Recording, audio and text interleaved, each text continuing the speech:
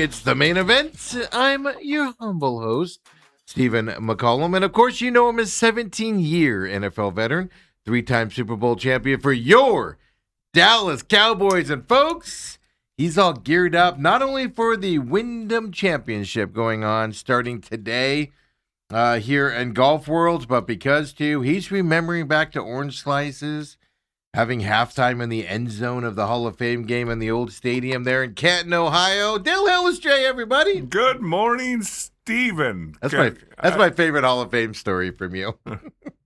Don't go to the locker unless you have to use the bathroom.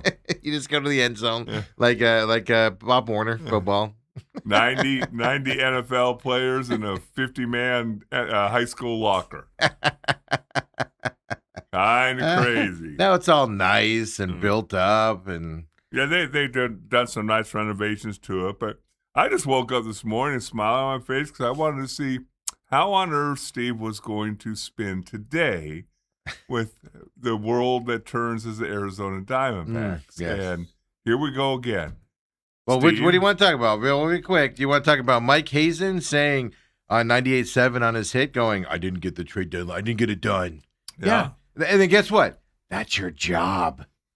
You need 2 general managers to tango, Steve. So he said that. Yeah.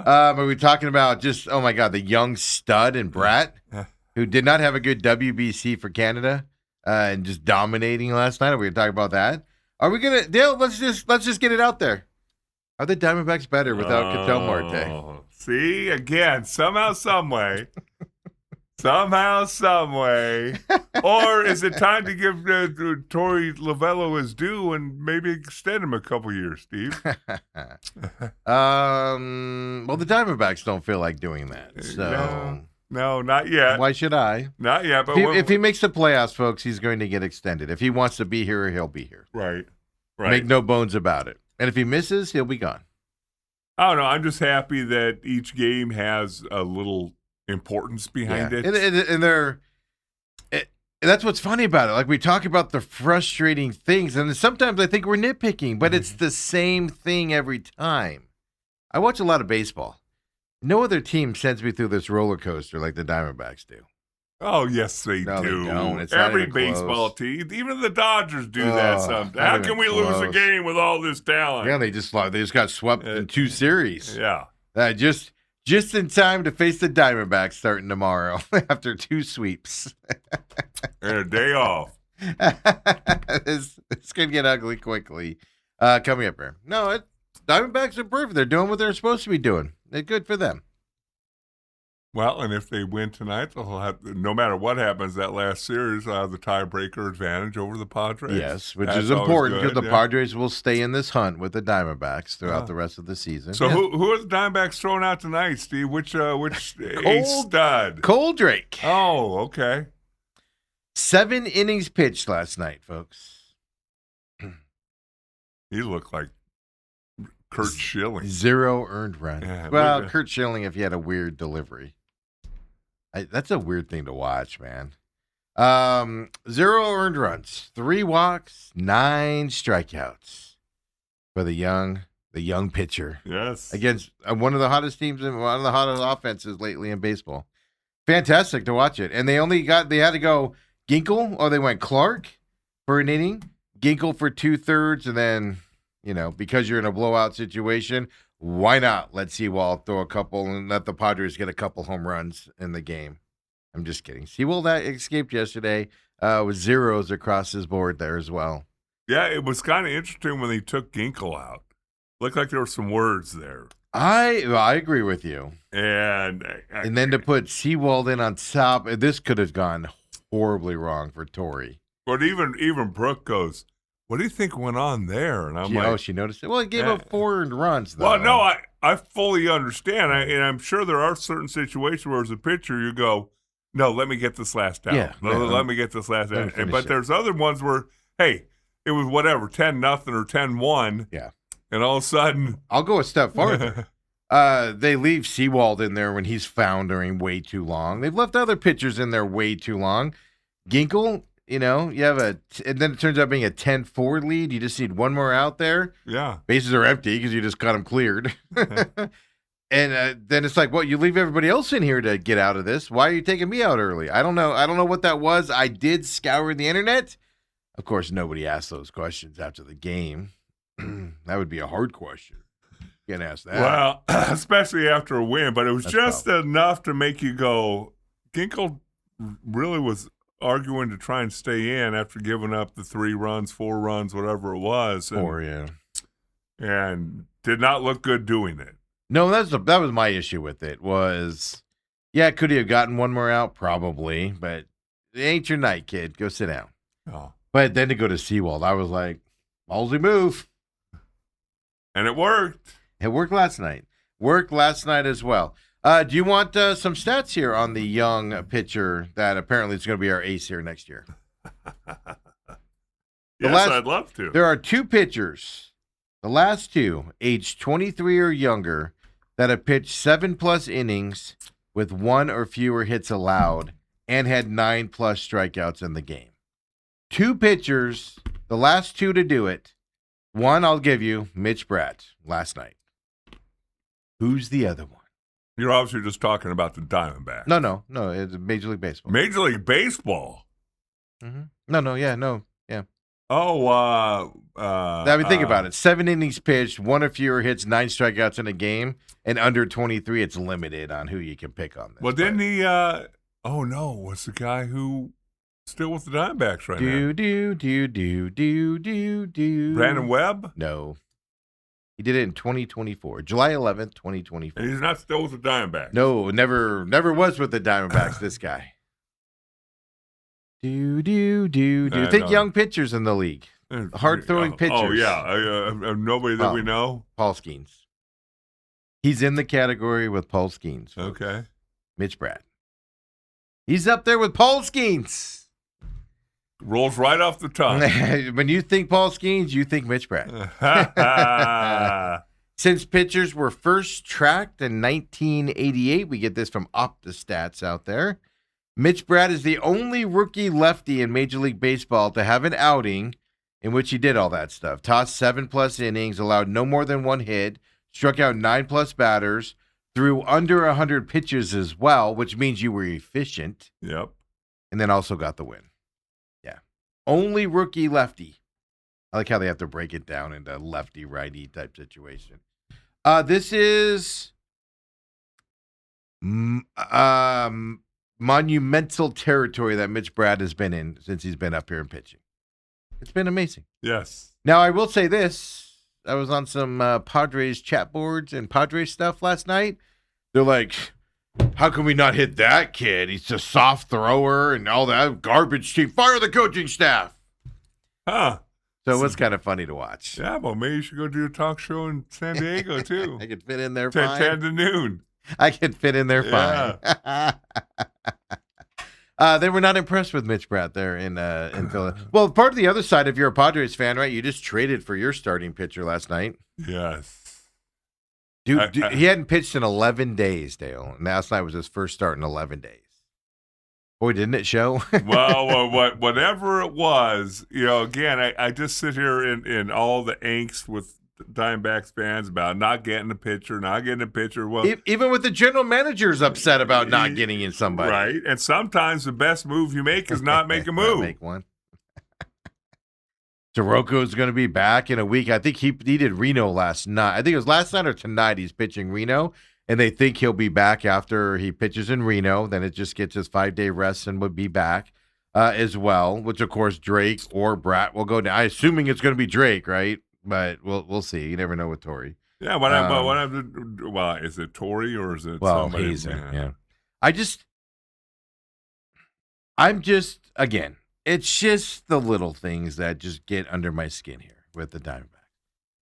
He goes after the trade deadline, and Hazen goes out there and goes, we tried to give up all these guys, and nobody was biting, and we didn't want to give up our major league talent and, stuff like that. We didn't get it done.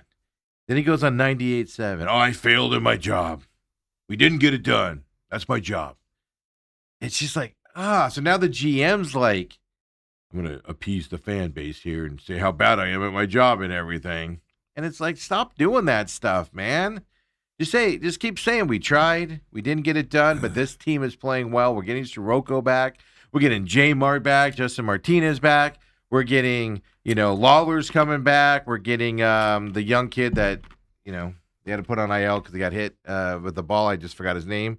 For some reason, Tom Tupa popped in my head. Tommy Troy, thank you. I don't know why I said thank you to myself for thinking of that. And so just stick to that narrative. But he's making it look like he's disappointed in not being able to make a move with the team that's playing well. Like, I give him a hard time because yesterday they were 5-5 in their last 10. It just cracks me up how every digit goes back to a 500 level with this team. It just have some confidence, man. That's all I'm saying, Dale. Have some confidence out there. And then Vargas last night. Newt Bar's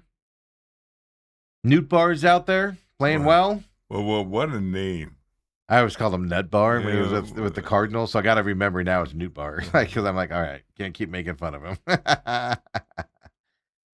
Corbin Carroll's catching a little bit of fire right now as well. I'm not going to say he's out of his slump, but he's getting there coming up. Gabby Moreno was back last night after yesterday. I was just asking, like, how long are you going to miss for maternity leave? Which I was perfectly comfortable with McCann, catching for him. But I think Moreno should be a DH more so than not nowadays.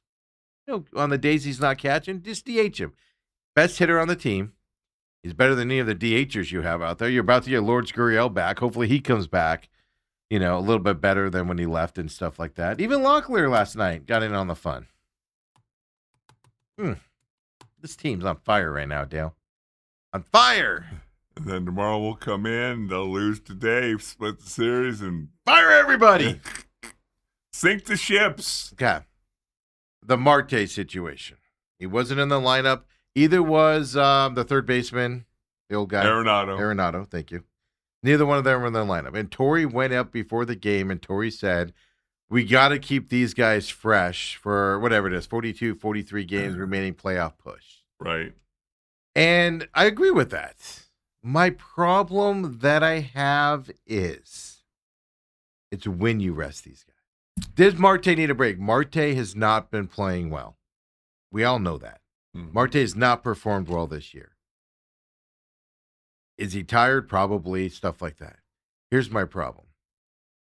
You've got, before this, right, you were playing all these playoff caliber teams.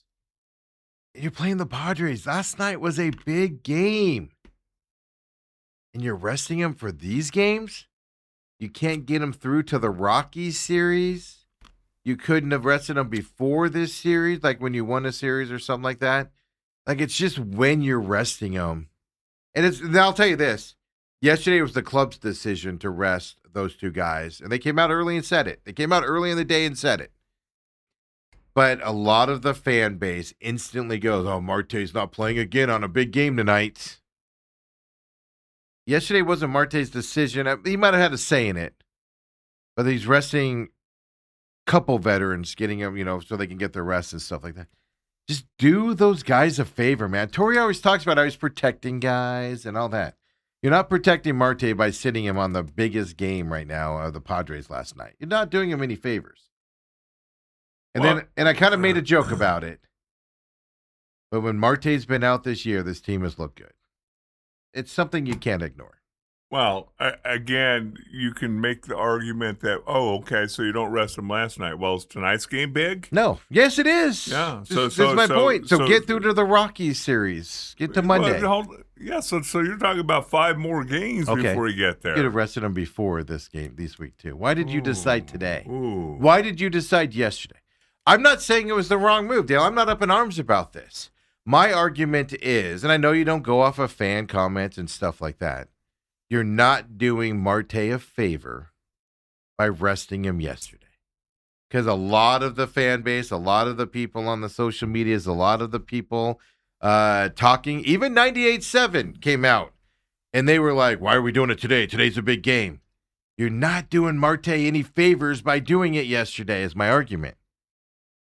It was the right. It ends up being the right move, Dale, because he ended up having a great game last night. But you got to protect the guy also with the reputation he has.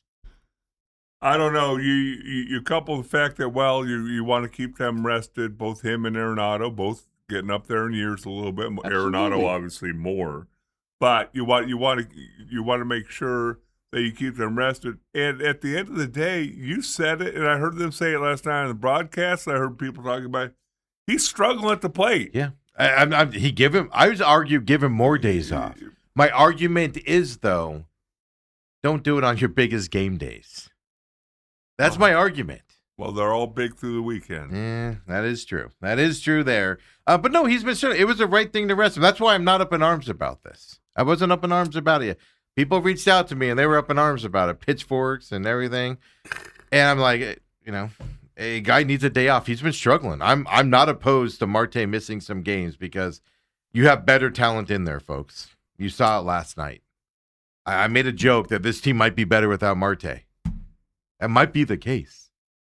You want Marte out there because he's one of the best second basemen, even when he's scuffling, right? But give the guy some rest. Vargas can easily fill in. He had 4 RBIs last night at second base. Yes. You have a guy that can fill in. If Marte's not healthy and scuffling, sit him down. Absolutely, sit him down more often than not over the next 42 games. For the sake of Marte is what I'm getting at here. You got to pick and choose what games you're doing it on. Because when it's a perceived big game, it looks like in all those cognizations of Marte slacking and not wanting to play in the big games come up. So protect the guy is all I'm saying, Dale.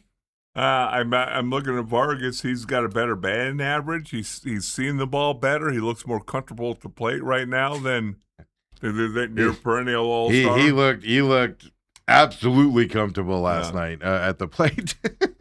Did that ball come down yet? I think it's still hovering around the restaurant out there. What was that restaurant over there? Ruby Tuesdays or Fat Tuesdays or Cold Beer and Cheeseburgers, whatever it is. I'm just gonna name every restaurant on the planet till somebody tells me I got Don't bring it. up restaurants that are closing. Salad and Go closed. Dude, the outrage on the Salad and Go thing cracks me up. It is. Cracks me up. Then the further outrage that Dutch Brothers is buying the locations, certain locations of Salad and Go. Yeah. The uproar that we're gonna out by my house, Dale. We literally have an Angie's and a Salad and Go in the same parking lot, and then across the street at Dutch Bros. Somebody actually posted on one of the Facebook neighborhood pages when it was announced Dutch Bro was buying the stores. Just what we need, another Dutch Bros across from a Dutch Bros out here in this neighborhood. We should get some other sort of restaurant. And I'm just like, the outrage right now going on. What is Angie's? Because I've heard about that. I've told you about Angie's before. When they first started, it was Angie's Lobster, so their lobster rolls are to die for, Dale. To die. Go get a warm lobster roll. I don't know what the price is now, but for a while there, they were $10, but they're not that much more expensive. Just get a warm lobster roll with a lemonade. Just get that. Yeah. Thank me later. Thank me later. With the regular butter, I prefer the regular butter. But thank me later. But they've been doing salads a lot lately. They've moved into hamburgers and some other prime ribs, another thing they're doing. So they're spending. But they started Salad and Go. That family started Salad and Go. Oh, that's right. Sold it off. So similar concept and stuff like that, So, so I've favored Angie's over the years, and I've given up on Salad and Go a couple of years ago because it just started going downhill quality wise. So I favor Angie's more now. So I'm not crushed by this. I'll just say this. If y'all supported Salad and Go like y'all did yesterday, it would still be in business.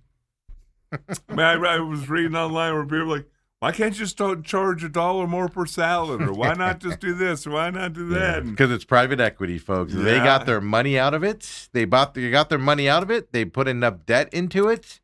And for them, they've made enough money off of it that they can just close it and move on with their lives. And they don't give a crap.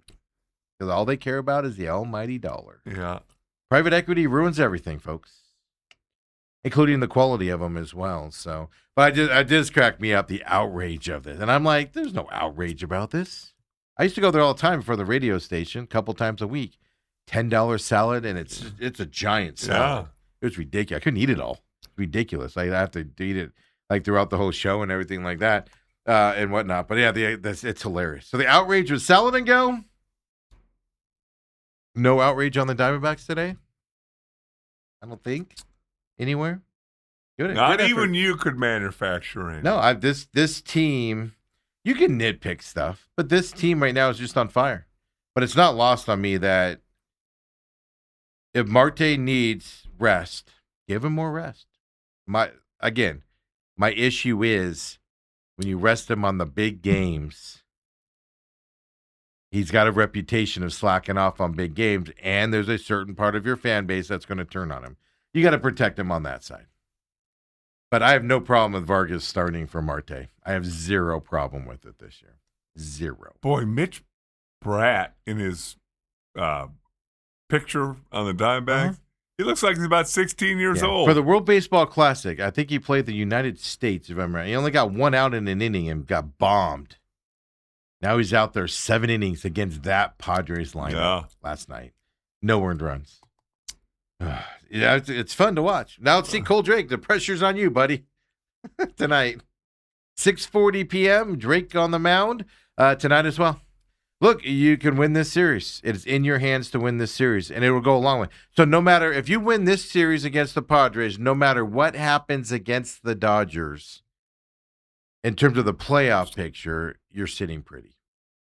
Well, if you win this series. And that tonight. other thing that we talked about, again, whether it comes into play or not, I don't know. But a lot of people talk about like it's important.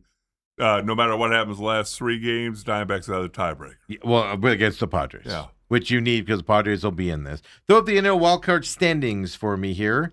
Folks, back into the second spot. Tied with the Philadelphia Phillies. They lost last night. So Diamondbacks, look, but like I said, Padres, 2 games back. So even if you lose tonight against the Padres, you're going to be 1 game up on them into that wild card going into this Dodger series. Right. And it's going to be, win or lose tonight, I mean, you're in this thing. Look at everybody else fading. Marlins, Cardinals, Pirates, Reds, all fading. This is prime for you now. You got 3 teams battling for the 2 final wild card spots, probably for the next 42, 43 games, whatever's left in the season. We're in a playoff battle here. And you're getting Soroka back, Lawler back, Gurriel back, Tommy Troy back. J Mart's coming back. That's not it. Don't tell me you're not looking forward to getting that arm in the bullpen again. Right. Yeah, that's about to get exciting. Diamondbacks are about to get exciting, folks. Well, I do remember us talking when the season was starting. If they just hang around till a little bit after the All-Star break. Corbin Burns in September could be coming back. I mean, just think about their adding coming up here as well, folks. This is going to be fun. Zach Gallen, 60-dayer. We don't have to worry about that one. We're good to go. Really quick, Dale, because you take off early on Thursdays here. Dylan was extended for your Suns yesterday. Quietly, huh? Yeah. I mean, I didn't hear a whole lot about any, even negotiating. Because it's weird because he wasn't holding out or threatening anything. Right. Like you normally hear. 3 years, $73 million contract.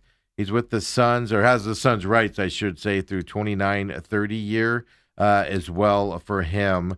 Yeah, I mean, it's fantastic. He's the culture changer. He's the catalyst of the culture change that the Suns did last year. Right. He was at the forefront of it. You can add other guys into that list as well as the season went on. But early last season, he set that early tone of toughness that the Suns were missing for a couple years there. I think it's fantastic. And it doesn't break the bank. I mean, it's what a guy like him should get. So they didn't have to overpay for him on top of it, which I think is even better. Yeah. Right. And obviously a very important part. And I think he just turned 30. I believe so. He's either just turned 30 or he's about to turn 30. Right. I don't know when his birthday So is. you'll have him for 30, 31, 32 for sure. And then you can decide after that. Yeah, for the years there as well, right? Because a guy like him, it's going to fall off at some point. Just when is it going to do it as well? But the thing I like about this signing more than anything, they didn't shy away from the tone setting that he did. And he brought toughness to the Suns team that they were lacking. And that is huge for them to do this. Which tells me the brass here of the Suns, from the GM on up, I think they learned something that we need toughness on this team. Look what the Mercury had. Kelsey Plum, I didn't watch the whole game, but you can tell when a 5-time All-Star is on that Mercury court now. Jeez, it's different. Dale, it's different. Yeah. But she also brings a winning tone to the Mercury. You can see it out there. The other players are playing different and kind of playing more. I don't want to say they were slacking before. I'm not saying that. I'm saying certain players change tones. Kelsey Plum has done that with the Mercury, I believe. And Dylan Brooks did that for the Suns. And they're like, let's keep these guys here. And that's what's exciting. Because it's easy to look at Dylan Brooks and go, too many technicals, too many this, too many that. You cause too many problems. We don't want that on this team. And they embraced it moving forward. So that's fun as well. Dale, before you take off here, we have another big running back signing in the NFL. I'll tell you about that after the break. The Niners injuries, folks, Dale, they're concerning at this point. Yeah, like 40% of their rosters. Yeah, 20 players were out yesterday due to injuries on their roster. And we're not talking about guys that are about to get cut. Right. 20 guys that are making this team and performing are out. We're a week into 49ers training camp, folks. They were one of the most injured teams last year. At some point, this dam has to break, right? Even their head coach. Those power lines caused the head coach to get into an accident and be seriously hurt. But besides that talk there, Dale, folks, right now we have football back tonight. Your Arizona Cardinals are playing the Carolina Panthers tonight. Carson Beck gets the start here for the Arizona Cardinals. No Jeremiah Love tonight. Pretty much no other starters out there playing tonight. But he brought it today, folks. This is why we have Dale on the program. An in-depth breakdown of the Hall of Fame game tonight by Dale Hellestrae. Well, as usual, first preseason game. I'm going to watch it for entertainment value. I'm not going to sit there and watch the end zone copy and all that. All 11. But I just want to see a crisp, sharp effort, especially in the first half there when you got them. Hopefully your quarterback of the future for them, what they're hoping for. Just looking crisp, getting out of the huddle, no delay game penalties, lining up correctly, all those things. And if you see a couple flashes from Carson Beck, that would be nice. No stupid things. Yeah. You're going to see timing problems tonight. You usually might do. see a bad interception or two where they're not on the same page. A receiver, third, fourth, fifth string receiver goes right and he's supposed to go left. You will see that tonight. Yeah. And I did hear something on 987 driving in this morning. Little trivia for you, Stephen. Ooh. There's one thing that where they steal their trivia from. They didn't even give anybody any credit. Who's the guy who's starting tonight? Carson Beck. Okay. Carson Beck has the chance to be the first quarterback in the modern era that they know of that will throw the last pass of the previous college football season and the first pass of the new season. Of the 2027 NFL season. Yeah. His last pass at Miami was an interception. Yep. That was the end of the game. Let's hope that's not the case tonight. Well, is that the trivia? Yeah. He's the first one in the modern era. Yeah. Which goes back to like the 40s or something. Right. Really? The last pass of the previous season in college. That's interesting. Well, mostly this is the only standalone game, which is true because most bad teams don't play in the Hall of Fame game because you're playing this game because you have somebody going into the Hall of Fame. Right. And you're usually not terrible when that happens. Good job, Cardinals, being the team to be that way going into it tonight. I agree with you. I'll have it on, of course. Starts at 5 p.m. NBC tonight.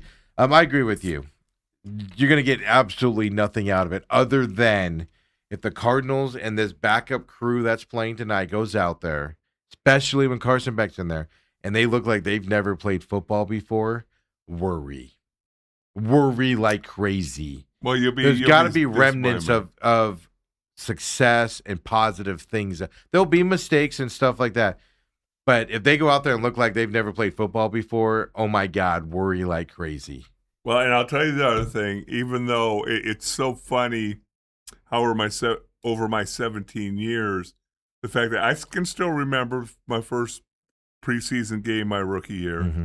And you're trying to make the team as a rookie. I didn't know that they always keep, 99% of the time they keep fourth rounders around. And that they had high hopes for. You have to be really bad, like not showing up and stuff like that to not make it. Of course, I didn't know getting ready for that game that our coach had told Joe DeLongmalure, oh, that guy's going to be in the league for double-digit years. I didn't know that. You're nervous. You want to make good first impression. Well, the toughest thing for me early in my career is you'd see all these older guys not even dressed out. Because back then, they just put their jerseys on, no helmets, no shoulder pads, and yet you're playing a full-fledged football game. And it feels like you're fighting for your life. Yeah. So I always have a special place in my heart for the guys who are playing in the game tonight. You do. You make fun of me all the time. All you guys could care less because it's just somebody's dreams. I'm rooting. I'm rooting for. Well, they're living their dreams now. They made the NFL. They'll be able to talk about it. No, they haven't made it yet, Steve. Well, but they made it farther than anybody else makes it.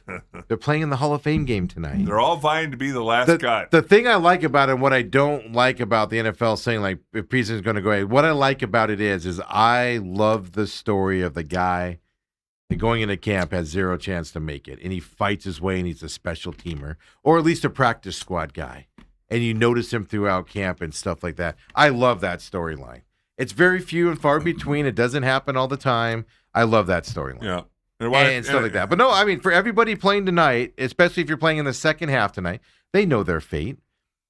What I want to see from those guys, who's stepping up, who's playing hard, who's like, I'm not scheduled to make this team, but I'm gonna make sure they notice me out there. That's the fun thing to watch out there, as opposed to the guys going, I'm not gonna be here in 2 weeks. I'm not gonna hit this guy hard. No, you want to see the guys trying, even though they know in the back of their mind and they were told going into this, you ain't making this. Go do it this way. Who does that? When the odds are against you, who goes out there and still does their job? Well, and therein lies the rub. You're always told also that, remember, that there'll be cuts and people getting released from other teams. Yeah. You're also auditioning for 31 other teams. Everybody's watching the film out there. Yeah, I mean, look, practice squad is not a bad gig in the NFL. Not anymore. Go for that type of a deal. Really quick before you take off, we mentioned yesterday if there's anybody on the Rattlers, I want to make this clear with you, that would be like first or second team. Interesting enough, Devontae Merriweather. Yeah. I didn't think he would be eligible or be qualified because he didn't join this team till like 8 games into the season. This isn't the NBA, Steve. Second IFL, all IFL second team is how they phrase it in the IFL. Made that team. I just excused him. I was like, he missed half the season. Right. And he still makes his second. But he had that big of an impact. Well, he's that good of a player as well. Veteran guy in the IFL. So he was the one that did get that second. Nobody on the first side, right? But he did get the second one there as well. So like I said, I have to give him credit because one, he's a great player to watch. But I kind of poo-pooed anybody else getting in those awards. And hey, if you do it half a season, good for you, man. Right. That shows you your standard there as well. So Dale, set the stage for you on the Hall of Fame game tonight, 5 p.m. What to look for. I also love this game a lot because they bring each person being enshrined that's alive into the booth, and they talk to them for a lengthy time about their career and stories like that. And I enjoy those stories a lot. Right. And stuff during the game. So that's the other reason I watch. I'll have it on tonight and be watching as well. That's the thing I watch first. Football part second. Now that the Cardinals I'll be paying attention to Carson Beck tonight. No doubt about it. Yeah, I mean, if this was, Atlanta, Tennessee. Yeah, I would just be listening to the interviews. And I don't even know if I'd be doing other stuff while the interviews are on, is what I'd be doing. Then I'd just be listening to it type of a thing. But it's going to be fun to go. Yeah. I want to see Chase Pickett. I'm not Chase Pickett. Kenny Pickett. Yeah, I don't know. I'm joking, folks. He's terrible. You don't think Bryce Young? No, never mind. No, I was thinking Pickett. I thought he was still with Pittsburgh, but that's my joke here. Yeah, he was terrible with Pittsburgh. Why is he still in the league? He's playing for Carolina tonight. Those backup quarterbacks. What a gig, man! The biggest fear for a backup quarterback is actually getting into the game. Yes, because you get exposed, and then all of a sudden as long as they think you're good, you have a job forever. But once you go in there, like Dan Orlovsky, he was a backup for years, and nobody cared. He goes in that game and steps out the back of the end zone while he's rolling out. doesn't have a job anymore. He can't get hired as a football backup anymore. It happened to a guy that I'm still really close to, a guy named Babe Loffenberg. He does the radio for the Cowboys, was a backup quarterback, or 89 and 90, and they were perfectly happy with him backing up Troy until he had to come in at the end of the 90 season, and he went 0-2 and didn't look good doing it. And, Yeah, and he could have probably had another 10-year career if he didn't have to play in those two games. No doubt about it. So that's the other thing to watch tonight as well for that stuff. But there we go, folks. Things with Dale here on this Thursday. Go have fun over there with the Holmberg guys talking about whatever nonsense they're yakking about today. Like making fun of you. How many CTE jokes are going to happen? Well, I just turned the tides on to you. Well, what about Steve? Yeah, then Holmberg goes, well, my best friend. We hang out. I texted him last Friday. Yeah. I'm not a guy that does that type of stuff. I texted him last Friday. I said, hey, how you doing, man? What are you doing? I didn't. I had to ask him what's like. Are you, out of curiosity, since you're in here right now, and I'm not going to be able to talk to you, you guys doing your other stuff today? Yes. All right, perfect.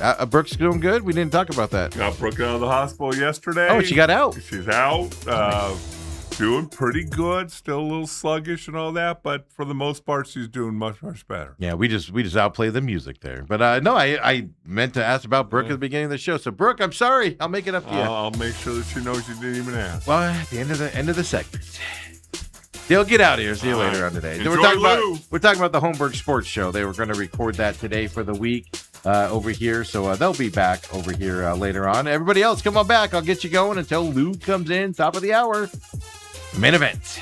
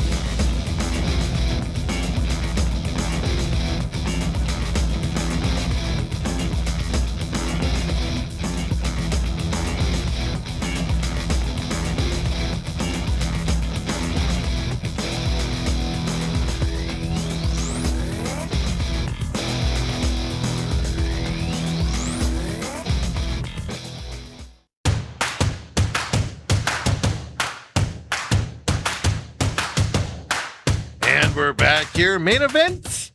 Dale takes off on Thursdays, heads over to KUPD for the Holmberg Morning Sickness. Does a hit there coming up, I believe, 9 o'clock-ish for him. Then he does that hit over there. They're right around the corner from us here where our studio is as well and everything. So then I got you here until the top of the hour when Uncle Lou comes in here on Thursdays. Of course, UFC talk, NFL talk as he's into his NFL numbers Hall of Fame game tonight. We'll see if Lou has any nuggets for us on the NFL side here. I know he likes to wait until training camp gets into it. He's talked about that a lot. But we'll see if he's looking at anything or anything to that effect. Other NFL news out there, as I'll get you going until Lou gets in here. Another running back, right? Bijan Robinson signed that big deal a couple days ago with the Atlanta Falcons. Well, Jonathan Taylor inked an extension with the Colts overnight. A 2-year, $44 million extension.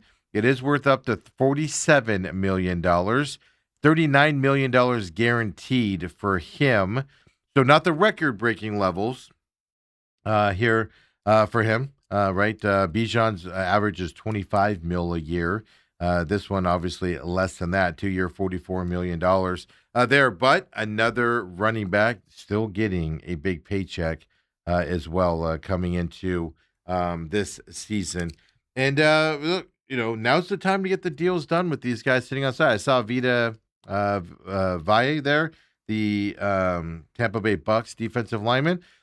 Yesterday, right? It's negotiation. I get that, but he said yesterday, I don't see any way this can be resolved, except for a trade going forward. So they're still battling it out between him and the Panthers. I'm sorry, the Bucks, of course. Baker Mayfield, gave him till training camp started, and then they're going to stop negotiating. He's going to play on his last contract as well. So there you go, folks. A little bit big signings here happening in Major League Baseball. The other thing is, I mentioned it earlier, the Niners. Yesterday at Niners camp, 20 players sidelined with injuries at yesterday's practice. And we're not talking guys that, aren't going to make the team, guys that are fringe players to make special teams, anything like that stuff. No, 20% of the roster is done. Folks, they're a week into training camp. And I made the joke, even Shanahan, those power lines and Shanahan's crash, etc. But last year during the season, they had the most injuries, right? So did the Cardinals, had a ton of injuries. The Niners kept winning with those injuries. Cardinals did, and we talked about that a lot last year. And then you're rolling into this season with injuries in training camp. Like the Ayuk situation, they had to deal with that last year. To me, that's not a distraction. To me, that's kind of finalized. He ain't going back to the Niners. They have to release him to go someplace, or he's got to come back. And then that becomes a distraction again, and he's not going to do that for some reason. But to go through 2 seasons of huge injuries is, I think, one season of it was almost impossible, and they were able to overcome it. Can you do it in 2 seasons? If you're this injured, 20 players sidelined with injuries in yesterday's practice for the Niners, how do you get healthier throughout the season if guys are playing and stuff like that? You're going to add on to those injuries, and then who's going to be able to come back and not be at 100% to start the season to where they're playing injured? This is something to watch with the Niners. I'm not saying they're not going to be good. Don't get me wrong there. But I'm almost of the thought. Now, we'll see closer to the start of the season here. Who's back, who's actually healthy, etc., right? Some of it's just guys sitting out because, like Ricky Pearsall, right? Comes into camp. They decide not to do surgery last year with his knee injury. No surgery. Comes into camp, swells up on him, needs surgery again, season ender. They have to go back and get Debo again from Washington now and come back to the Niners. I just don't know if they're in Super Bowl contention or winning the NFC West if they have another injury-plagued year like they had last year. It's going to be difficult. It's difficult last year. I don't know if you can put them in that category. And I guess I also would argue you don't want to be the person that sleeps on the Niners either. They will survive. They will surprise you like they did last year with all their injuries and all of that stuff as well. So, but just staggering injuries. I mean, some teams are dealing with players being out for the season for ACL tears, and like the Falcons had one yesterday. Panthers, their young linebacker, first day of camp there, out for the season with him. So these injuries happen out there, but it's a couple players here or there. And with the Niners, it's like the whole team. I know we joke around with conspiracy Steve and things like that. I am not a conspiracy theorist in all actuality. To be honest, I kind of joke around about conspiracies and those types of things. But I think it's time to move away from those power lines. Even if it has nothing to do with the 49ers injuries for practices. Even if it has nothing to do with it. Just for mentality's sake, get away from those power lines, folks. Just do it. You need to, because there's something crazy happening out there, and it's not good. It's not helping your team at all for your 49ers as well. So, Hall of Fame game tonight, 5 p.m. NBC, as we've told you already. I asked Dale to break it down, kind of like in a joke. He handled it well, But, yeah. how the backup offensive linemen look tonight, right? Are they blocking? Are they opening windows for the running game? Are they pass protecting Carson Beck in this game and eventually Slovis in this game when he gets in there? Is there fluidity, like he said? Are you getting in and out of the huddles?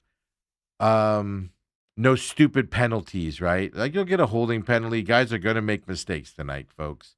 Timing is going to be a little bit off with the between the quarterback and some of these receivers throughout tonight, stuff to that effect. It's going to happen. But overall, are we seeing positivity? Because, like I said, this is kind of like summer league for tonight's game. I talk about in the NBA. You want to see positivity and you want to see mostly good things tonight. If they go out there and they look like they've never played football before and they don't know what they're doing, that's where you got to worry. Because what have you been doing at training camp? But if they go out there, they have success, they're moving the ball around, they look good at times. Everything's kind of fluid. Not a lot of issues, not a lot of mistakes, major mistakes. All right, they're moving in the right direction.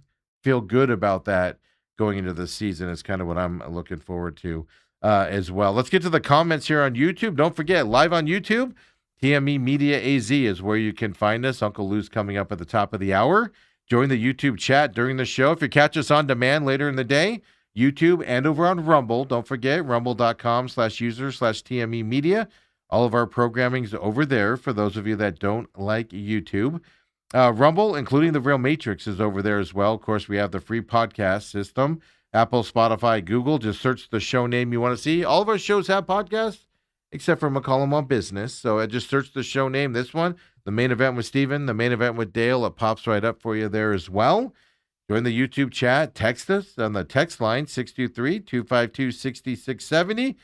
And I'll give you the update. No, Tori's got to go. No text. Since last Friday, Thursday or Friday, I don't know the date. Last Thursday or Friday, none of those chats here coming through to the text line. So I don't know if we scared him off by we're always talking about it, or if he's resigning himself to the fact Tori makes the playoffs. He's getting a contract extension coming up. But 623-252-6670, of course, at TME Sports Show on X as well. And Robert says Ginkle did his best Thompson-Seawald imitation with his 4 runs he gave up last night for Ginkle. Yeah. Robert, and I agree with Robert on this. Tori and his team, Dale talked about it earlier. Ginkle kind of had some talk back there, right? Some comments to Tori when he came out to take him out of that game after giving up 4 runs. I take that as healthy conversation. I don't think it's bad. I don't think any of that stuff. I think it's part of it. I want to see a pitcher, even if they're pitching bad, I want to see a pitcher not just shrug his shoulders, hand the ball to the coach, and walk off. Show some fight. I know I've given up 4 runs, but there's only 1 more out. Give me a shot. Argue. Just give a little bit of a conversation back and be like, I got this, coach. Give me 1 more shot. It's 10-4. I can do this. 1 more out. Show a little bit of fight out there. You're still going to get taken out, but show a little bit of fight. Tori squashes that a little bit on this team. I agree with Robert. He just said, did love seeing Ginkle fire back at Tori. Yeah. I don't care how bad you pitch and how bad it is. You can give up the 10 runs. Your manager comes out to take you out. My opinion, you head to the ball and you go, give me another shot. I can give you another shot here. I know I can get this guy out. Just say it and believe it. Instead of just handing him the ball and slumping your shoulders and staring at the ground when you walk off. Show a little bit of fight. I like that a lot as well. Ann said, because I didn't listen to the broadcast last night. It was on. I was watching the game, but I didn't have the broadcast on. Ann says Berthume said on the broadcast last night, it was Padres A team versus Diamondbacks B team. Again.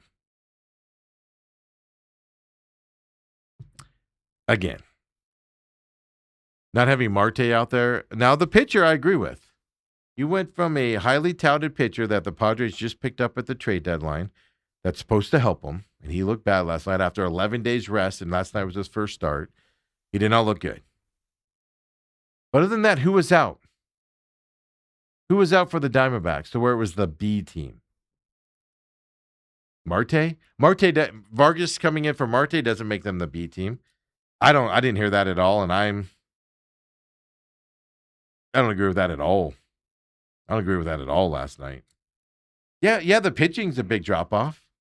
On paper, Diamondbacks pitching was a complete mismatch to the Padres pitcher out there. Absolutely. But you can't tell me Vargas being in for Marte is that big of a drop off. You just can't. Robert says Soroka might get Sunday. Jack said they may push Erod back a day. And I think they're going to do that. I did not see that from Jack Summers. That's why on Sunday, the Padres pitchers TBA as of yesterday. I didn't look today. And I kind of think Soroka pitched. It was last night, by the way. I looked it up. He did pitch Reno last night. And they said one Reno start, one minor league start, and then boom, back up here. Do the math. Since we're terrible at math here, Thursday, Friday, Saturday, Sunday, Monday would be 5 days there. But limited outing last night. Kind of like a warm-up. I do think maybe you're going to see Soroka on Sunday against the Dodgers. Give the Dodgers a little bit of a wrinkle. I also will say I think it depends on how the first two games of the series go as well. And I do question, and this isn't a knock on Erod, do not take it this way. Erod struggled in his last outing. Does he need a little bit more rest? An extra day might help him out, right, at this time of the season as well coming up. Robert says Corbin's glare back at the pitcher after he got picked down was the highlight for me. Yeah, Corbin's got that little that pep in his step back again out there. Starting to see his confidence get a little bit better as he's hitting better and stuff like that thing. So, and then Robert about Ketel Marte's rest out there. He says the rest thing should be more planned out. Sitting so many guys on the same day seems like something came up. I agree with that. That's my argument. I'm not opposed to giving Marte rest and having Vargas play. Arenado needs rest. Absolutely. He's an old guy out there playing third base and he's had a heck of a season. Absolutely. They need rest. Plan it out, man. Like, get Marte back in the lineup today. Have him play through Sunday with the Dodgers because it's a big series. Give him Monday off against the Rockies. Give him Tuesday off against the Rockies. As I choke here thinking about it. It's just you're not doing Marte any favors specifically with giving him a big game day off. It's not helping his year. Now, sometimes, right, he tried to push through 5 more days, and he just needed to. This is just a stretch right now, 4 against the Padres, and then before that, you're playing other teams you're fighting against for the wild card. So which game do you take off in that situation? You might have only had a chance, or you're trying to get him through. He's been struggling, and you just went, look, he needs to break now. Let's give it to him. I'm not opposed to it either. Like I said, I was not upset about Marte being out. Partly because they didn't put a lineup out and then scratch him afterwards.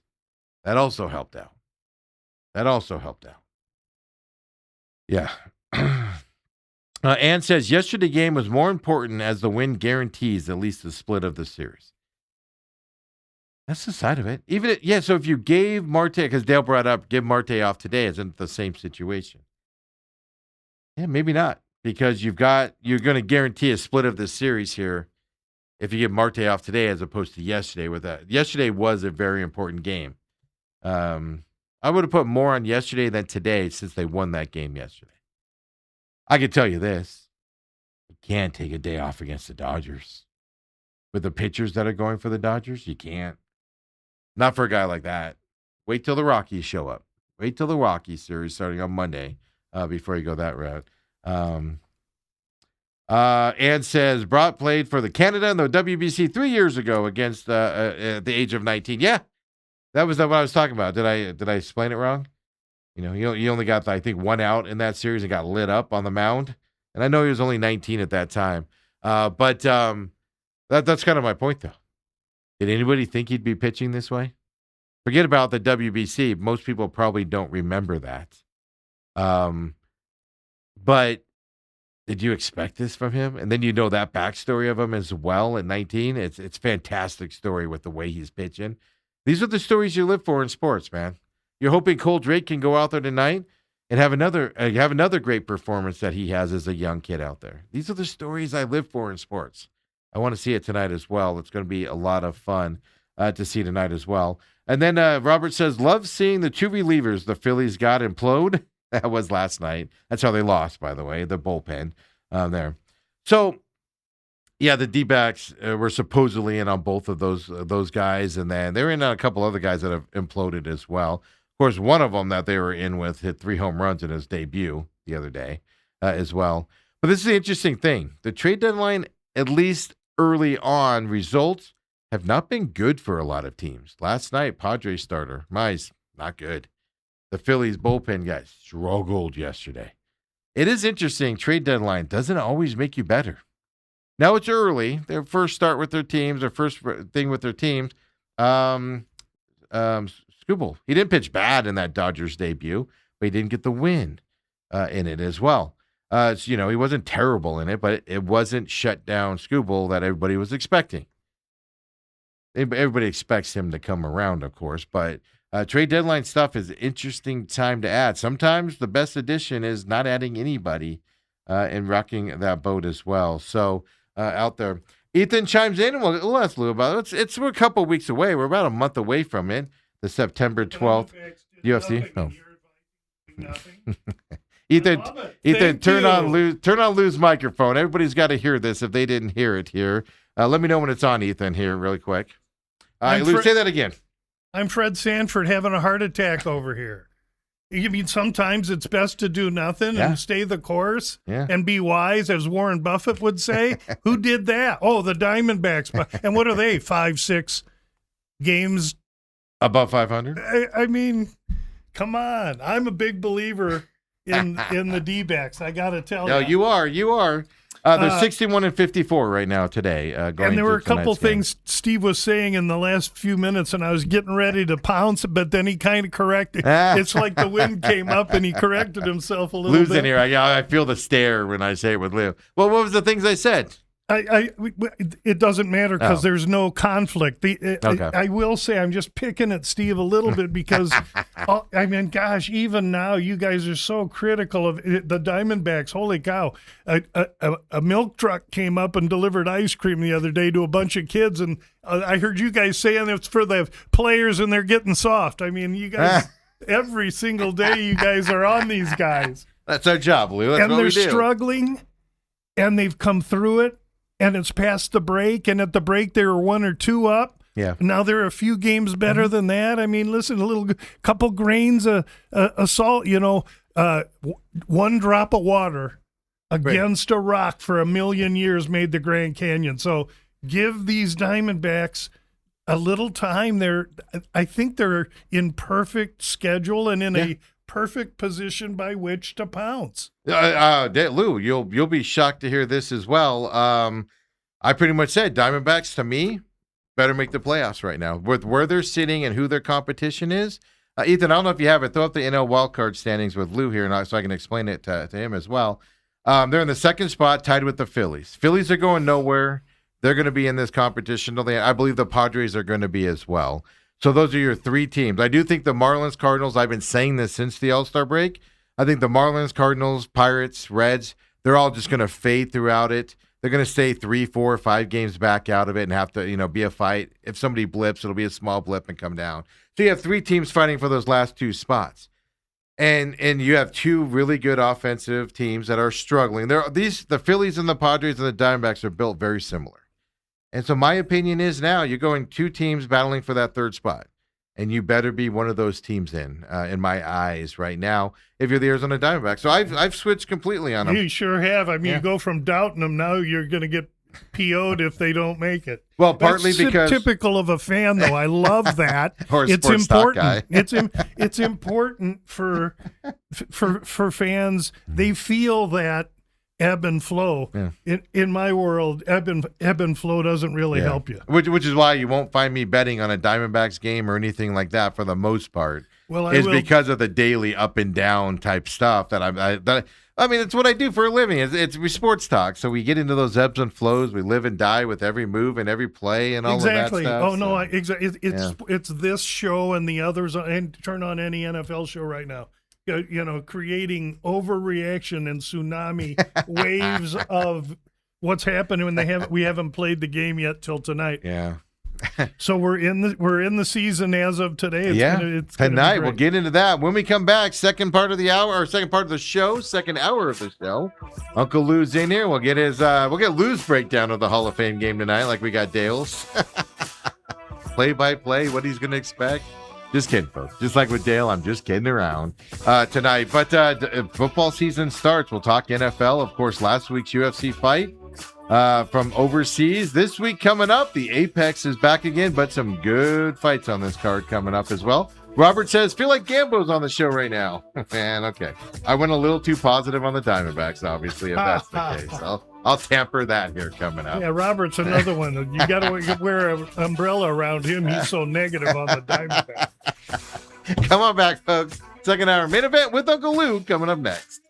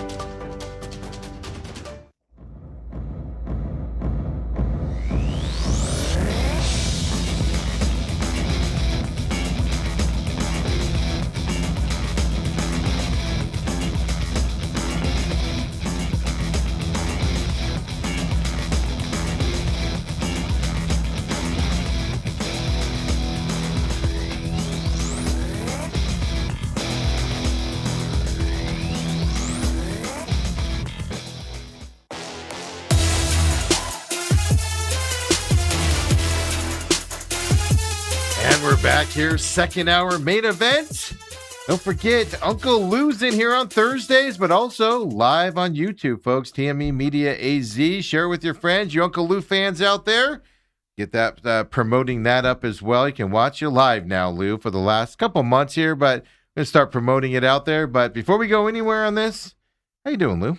I'm doing great, Steve. Thanks for having me once again this week. We're in the portion of the sports season where the UFC and really my FaceTime is going to go from Charlton Heston to Pee Wee Herman, because tonight is the Hall of Fame game, and when the NFL starts, that means football starts, and so the rush of population will be all towards the football now. So less VEASAN appearances is what you're telling us?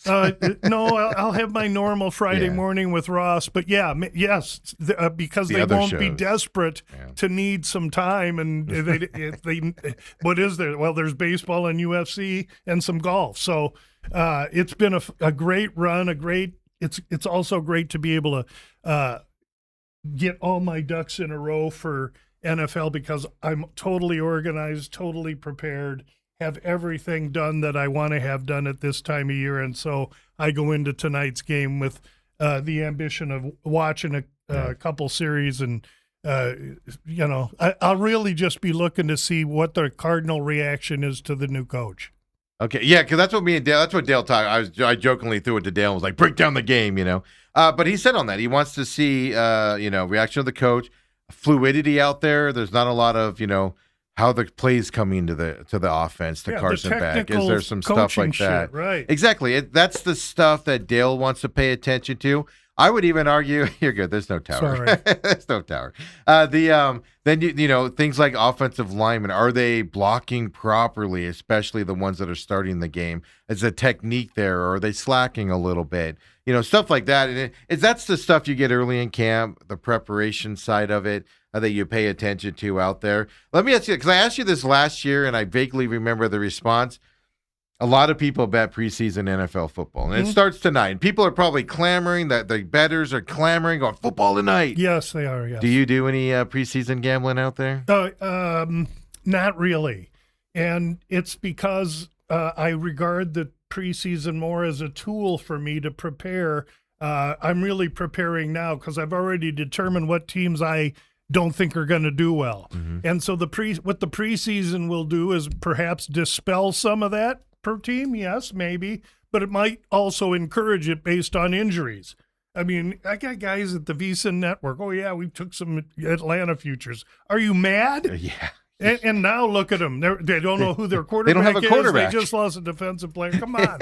This happens every year, people. Yeah, we have to be Walker. Yeah. We have to be smarter than that. So I'm really looking at we had 22 different coordinators this year in the NFL out of like 70 total jobs, including head coach. So there's all kinds of coaching turnover. There's so much for me to monitor that I don't. Now, the people that do, there's two kinds. There's the people that want the action and they're going to bet the over or the under. They just love the action, team right? Or the red team. Okay, that's the populace over there. The guys that know what they're doing that make money in the preseason, I just don't want to work that hard, are the ones that have been reading the newspaper in Carolina and Arizona. They know what quarterback's starting, what that meant when the line was out on Tuesday, Wednesday, when Beck was announced or whatever. And so it's really, I will say, preseason is so highly informational. That means if you're in every single day and you're going to spend a couple hours researching each team in the preseason, the coaches are going to tell you exactly what they want to do, which ones want to win, which ones are starting their third-string quarterback. You can ascertain great advantage by paying attention. I just don't. I do that starting week one, but not before. Yeah, because it is fascinating. I mean, I know people that are just, they just love the action of, like, they just, like, if they have a night where they can't put money down, whatever amount, they can't put money down, they're like freaking out. Like, I don't know what to do with myself. And stuff like that. And so NFL comes, man, and they're just clamoring at the bit for that kickoff tonight. They're it's like the running of the bulls, and they're about to open the gate. It's like they don't even care. It's just like, I just need to get something in on this to get my NFL fix and stuff like that. And, God bless you if you're that way and stuff. But I won't touch a preseason game to save my life on anything. It depends how you're betting. If your favorite team's the Cardinals, you want action, that's one thing. If you're trying to win money and you're not studying, then you hate money. Yeah, it is fascinating, the gambling on that. But if you don't mind, there's a couple teams I wanted to ask you about. You're doing your studies. And because I don't know what your opinion was, the Niners, when you went through the Warren Sharp stuff and everything. And my question on the Niners is, because I am seriously questioning, last year they were one of, if not the most injured team in the NFL, one of the most injured teams, and they just kept winning.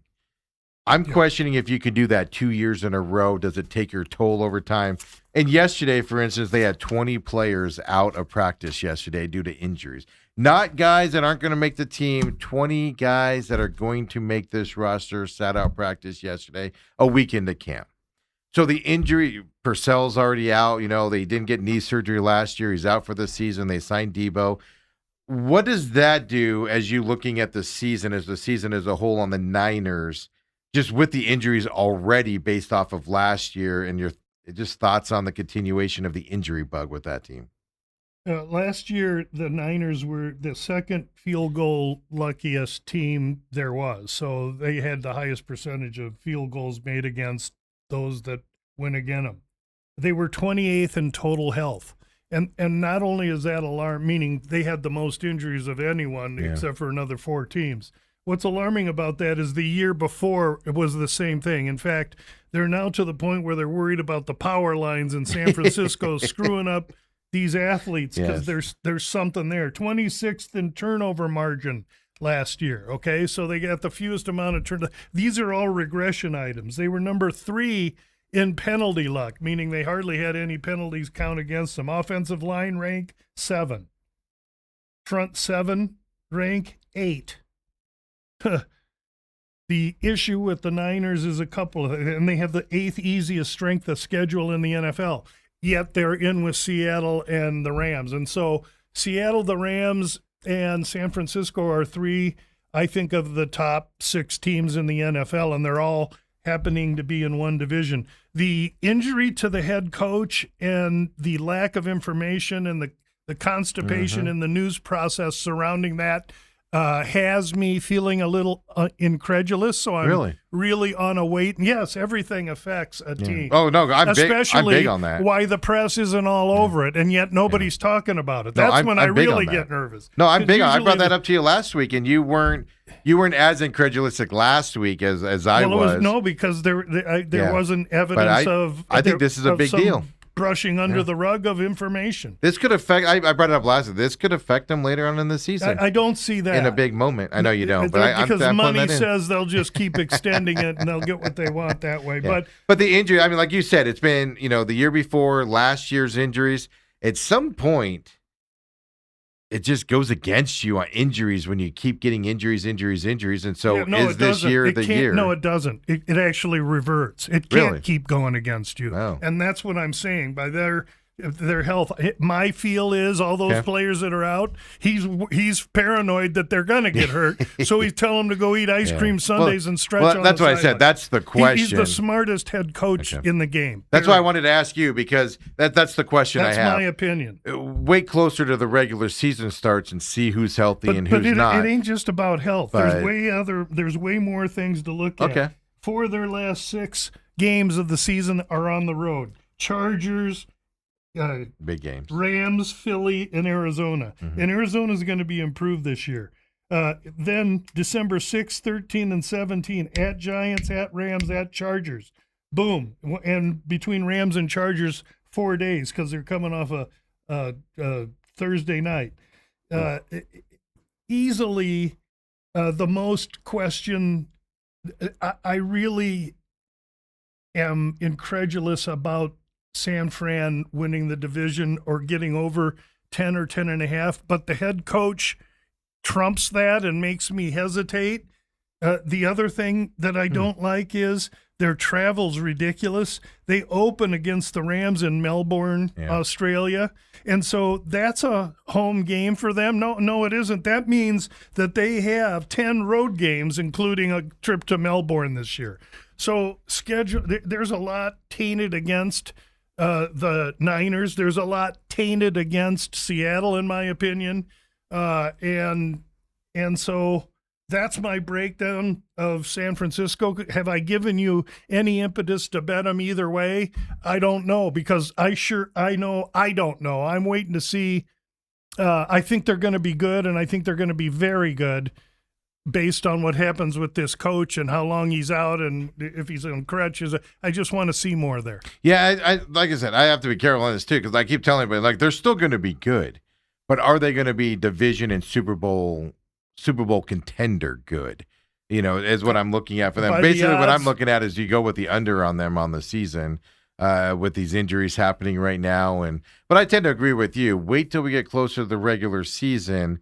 It's just you don't get how injured are they? You don't get less injured as you get as you go through the season. So, but that's just an alarming thing, and it's starting to hit the airwaves now. I've been paying attention to it, and I'm starting to see some national people talking about the Niners' injuries so far in camp. The other things around the team. I'm seeing more and more people talk about that, and so that's exactly when you know that they're on the wrong trail. Okay. When it's all over the airwaves, believe me, they're chasing their tail. I thought I had something. I require that kind of overreaction from the press. They see a guy and the trainer's clipping his toenail. Oh, sheesh, this guy's got a broken toe.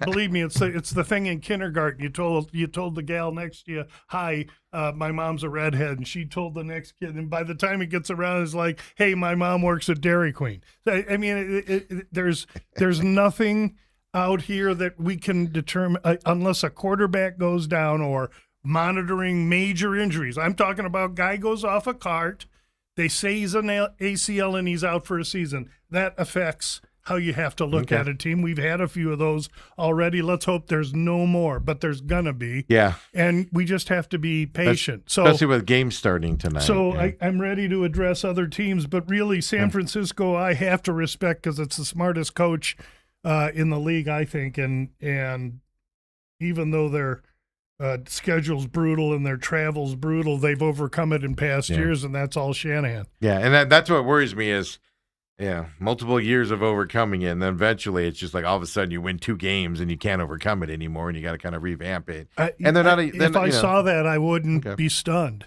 Next team I wanted to ask you about here, just as I'm just going through prepping on this, just kind of as the preseason's getting ready to kick off here. A lot of people are high on the Giants this year with a new head coach, experienced head coach with the Ravens. Obviously we know the talent that they have there and also the lack of talent that they have there. But new head coach, new offensive coordinator, new coaching staff as a general there as well. I'm seeing a lot of people favor this team and the national stuff, favoring them to possibly win that division over the Eagles and stuff to that effect. I'm a big coach guy, but I'm not high on Harbaugh at this point. Any thoughts on the Giants going into this? Because I'm seeing a lot of people here these last 3 or 4 days saying they could compete against the Eagles to win this division. And I'm not a big Harbaugh guy, so I think what he's done with the Ravens last 2 years. I am a big Harbaugh guy, but it's him and Nagy and Denard Wilson coming in, and they're an absolute new regime, new culture. So you have to understand that to start with, just to lay the foundation. Last year, they had the most difficult schedule in the NFL. This year, it's the 8th most, but it'll seem easier because last year they had such a hard schedule. They have number 3, a +3 net rest advantage on their schedule. That's the top half of the NFL, so that doesn't hurt them. The offensive line rank being 20 is concerning to me, although they addressed some of that in the draft and in the offseason. Their schedule looks very manageable as far as days and where their division games happen to land. Overall, the talent in New York is, on offense especially, is strong. And their front 7 ranked 17. So I think it's a competitive NFC team immediately in a division where I think that I see Dallas, Washington, and Philly all vying for the top. Yeah, and that's actually the hardest division as I'm going through all my stuff and get ready to make my picks. The NFC East is the hardest division for me to figure out here because Commanders, and part of it is Cowboys, second year for this coaching staff, everything, second year for this team as well. But then Giants, all new coaching staff, new regime. Commanders, new offensive and defensive coordinators coming into that team. How's their quarterback going to be? And to me, that's the hardest division, at least going into this season in football, to kind of pick and predict out there, because you're seeing it. You're seeing it if you're watching national news. You're seeing a lot of people say Commanders can compete, Cowboys can compete for a win and stuff for the division and stuff to that effect. So that division's just stymieing the heck out of me. Yeah, right now they all can compete. I think Dallas. You have to understand what kind of offense they set up to have. And it's good that they're going to have that because they're coming off with the Cardinals, one of the most epically poor performances on defense over the course of a whole season that any team in the NFL's ever undertaken. So Dallas has so much work to do on defense that in 1 year with what they've done, I don't think they can get that done. Couple defensive linemen myself. And I think they're going to have to score 40 to win games, and I think that's what they plan on doing. And the rest of that, I see Philly as being able to score points, but having D. Washington's got some questions. They've got, that guy's he's a defensive coach, and his defense has stunk the last couple of years. Yeah. So there's that, and I think the Giants have room to grow. Yeah, it's an interesting division. Last thing I want to ask you about today, of course, we're going to be going over this during the preseason time, is strictly the Lions here as well. Here's my question on the Lions. Of course, they lost their offensive and defensive coordinators, 2 really good guys, best in the league last year, and they got 2 new guys they promoted from within. Didn't work out for them offensively or defensively. Finished 4th in that division. Went out and got a new offensive coordinator, the cat from Arizona here, and then a new defensive coordinator this year as well.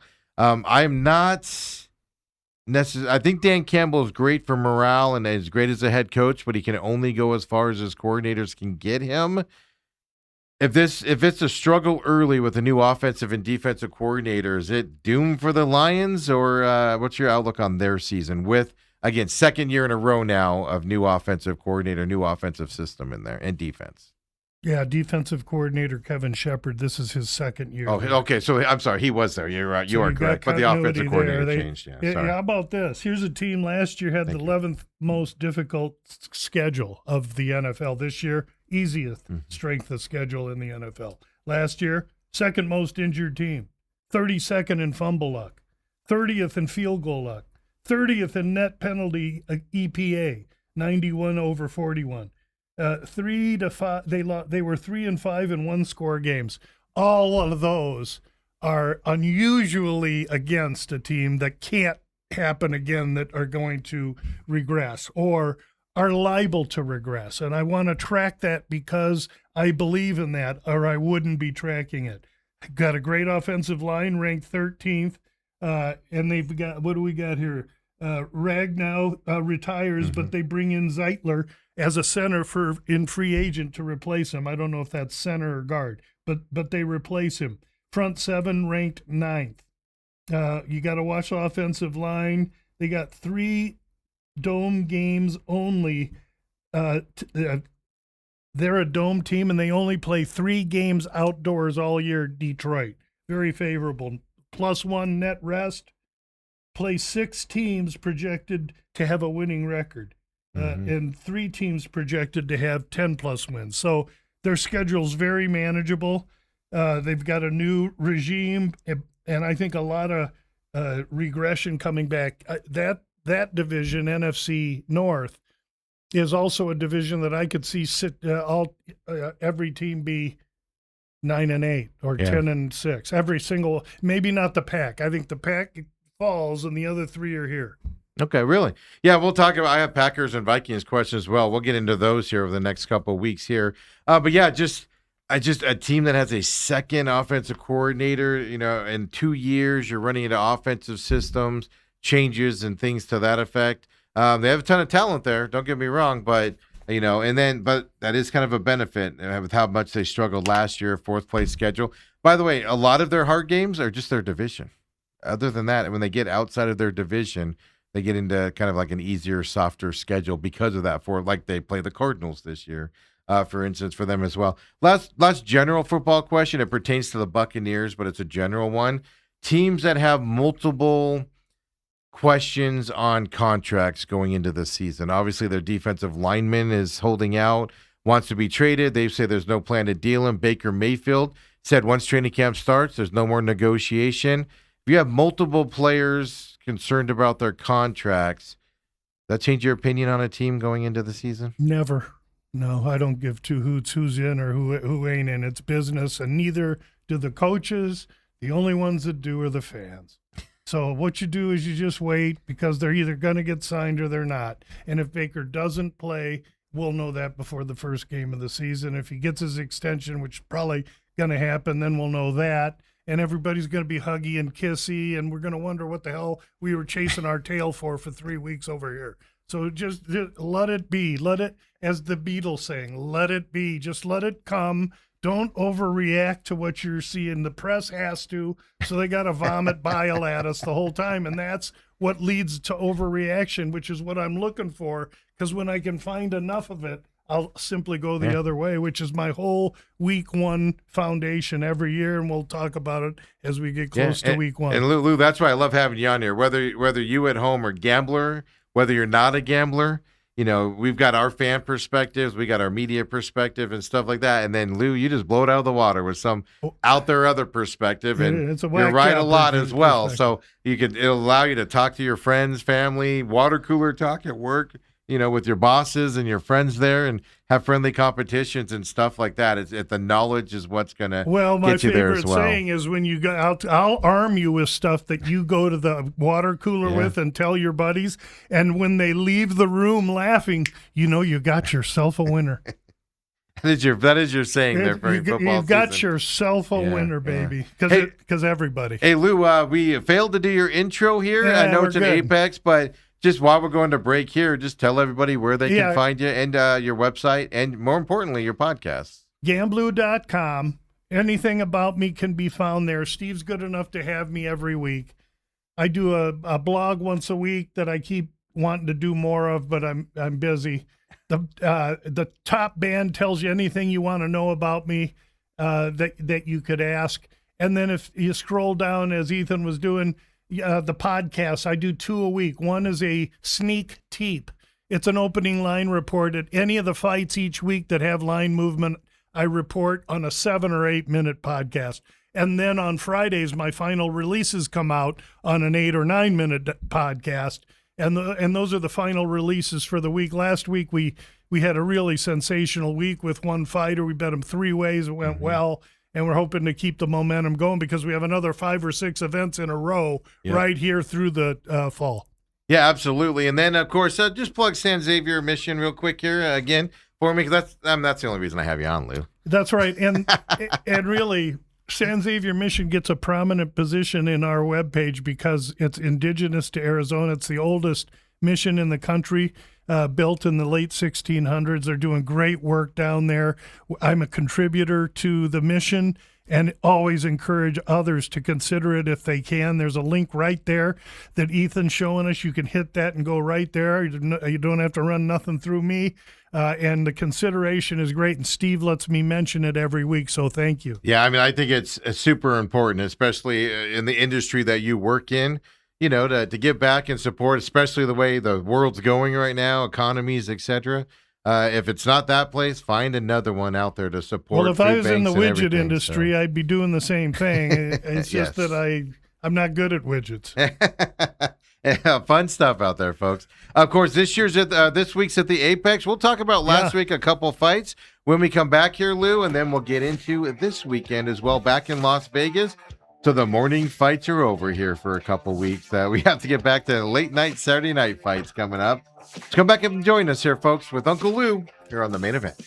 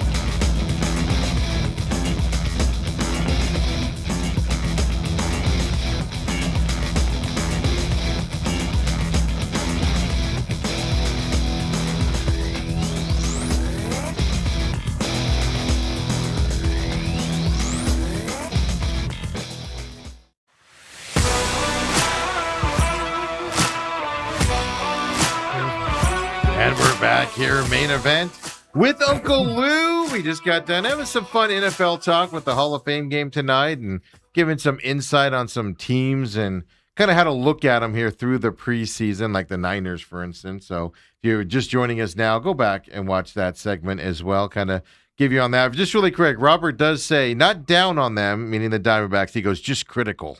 I'm more concerned on how they play. Results are results. Because you said we're critical. Right. Lou's telling us we're bad critical. Well, all I'd say to that is to put up a picture of a scoreboard, because what's their record, by the way? Yeah, exactly. That's all it speaks for me. You're right when it comes. That's the funny thing to do is after they have a bad game, you come in here and then you got to remind yourself, man, they're still in second place in the wild card. They're still good. Instead of ripping them apart, it is kind of a fun dynamic. And I think they begin to differentiate themselves as the closer they go for a couple reasons, but mainly the manager. And the second mainly is the players that were on that team a few years ago when they made the run, they didn't forget how to do it. Absolutely. So, and I know you're high on the diamond. That's why I love having you in here, because we think differently about them. But I'm telling you, better make the playoffs now with where you're standing. If I had the under on him, I would be scared to death right now. I'm happier to be where I am holding them. And we'll see. There's how much? What do we got left 40, as far as games? I can't remember now. 42 or 43, something in that range. Right. So when you start to do a straight line, meaning you take their win percentage time 162, and you get the amount of games, you've got a good idea as to where most teams are probably going to end up, unless you pull a hammy and go 0-10 or run off 11 in one spot. I mean, I picked them to go over their season total number at the beginning of the. I don't remember what it was. It was a few games above 500. Yeah, I'm going to say 84 or I can't remember what it was. That. It was a tough number. And the reason why I went under was I was like, they'll go at least 500, and it was a couple of games above it. So I'm like, they'll be right at that number, was what I was thinking. So even though we have to pick them apart, Lou, I still support them. Well, at the end of the day, their performance is not going to be dependent on what the heck we say about it. Well, that's 100% correct. Hey, last week the UFC was at Belgrade there in Serbia. It was a morning UFC fight, which I just can't get enough of here as well. Agree. Couple questions for you on this fight as well. In the main card, your buddy Sipo here against Urbina. Sipo was a big favorite going into this fight. I don't know what it closed at, but I know at one point he was minus 300 or something in that range going into that fight. Man, he lost that fight. First round, 1 minute, 1 second into it, a KO by Urbina here in this fight. It's your thoughts there on Urbina and or Sipo here in this fight. Yeah, well, we picked one that I had Sipo in a parlay on from the webpage. So clearly I judged him wrong. It was more a fade of Gil Urbina than it was Sipo, but Urbina, who went from 70 to 85, looked good. I thought it would be a disaster move. It wasn't a disaster move. He looks good. He KOs him in round one. I lose my parlay. I learn a little bit, and we move on to the next fights. Absolutely. From that interesting card here in Belgrade, wasn't it the most fights?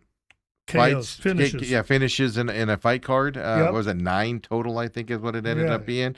I mean, this was I'll say it's a fast card is what I would call it in these fights. I enjoyed it a lot. And then you get up here, to the main event. Well, Tybura first, I wanted to just ask about. Ended up being a 3rd round decision here for Rakic here in this heavyweight bout. In this fight here, I don't tell me if I'm right or wrong here, but I thought you were favoring Tybura, or you thought Tybura had a chance in this fight, or am I misremembering on this? Well, first of all, he's 6 years older at 40. I wouldn't have bet him. Okay. And I didn't know. I don't, that wasn't a fight we were really targeting. Yeah. I released 2 fights the day of the fight card. However, I used Twitter.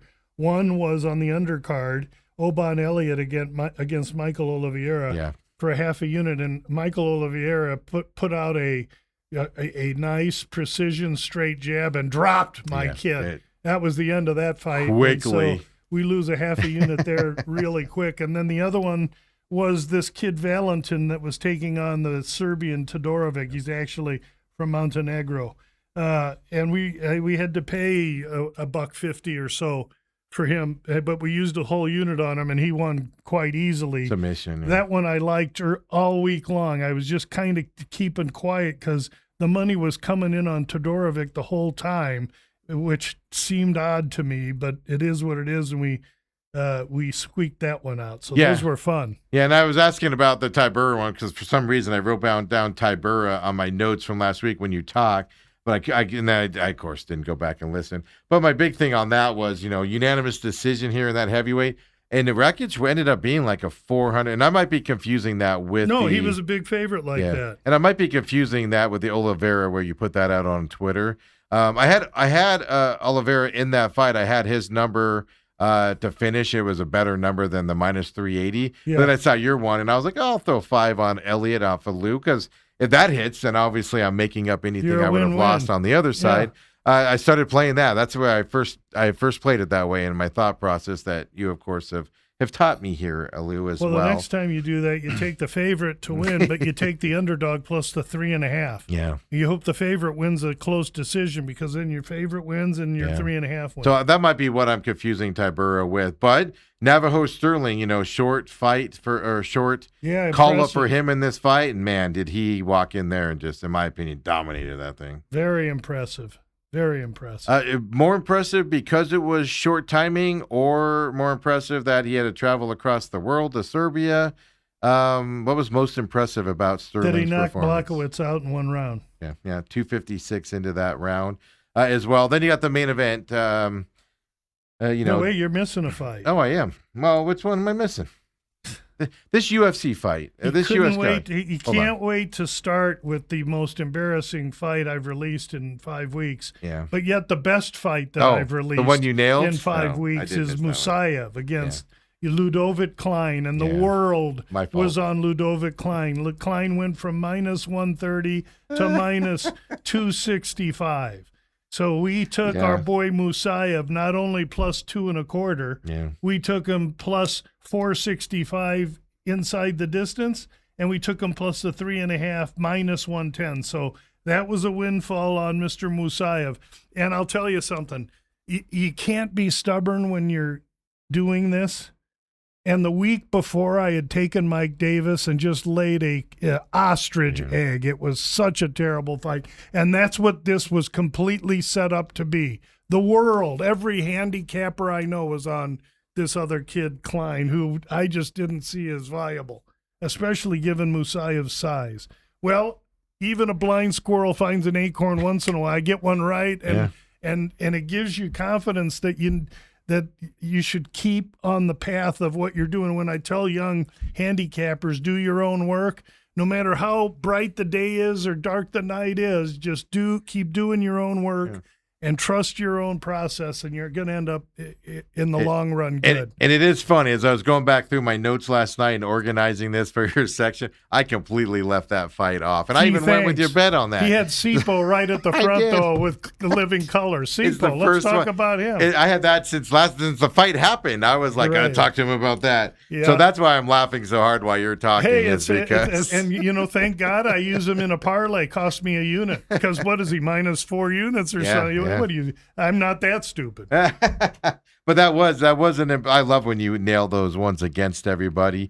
It is impressive to sit there and watch and see it happen out there. More. I mean, if I could use about 2 of those every card and just be so dominant that everybody would bow to me.